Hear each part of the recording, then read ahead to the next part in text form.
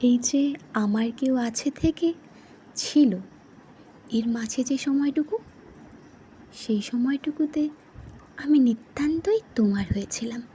আমি ভাবতাম আছে থেকে মৃত্যুর আগে অবধি একসাথে আছিতে বদলাবে, কিন্তু গল্পের উপসংহারটা যে অন্যরকম ছিল সেটা আমার জানা ছিল না মোটেই।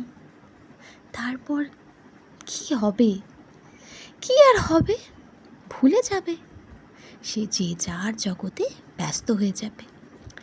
কিন্তু কিন্তু আবার কি, কিন্তু হঠাৎ যেদিন চলার পথে কোনো দমকা বৃষ্টি এসে ভিজিয়ে দিয়ে যাবে, তখনও কি মনে পড়বে না সেই চা খাওয়ার কথা?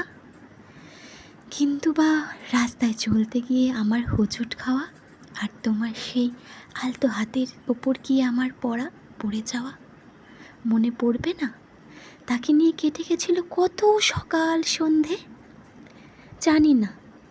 জানি না এত কিছু, সত্যিই জানি না স্মৃতির মতো মানুষও কেন নাছোড় হতে পারে না।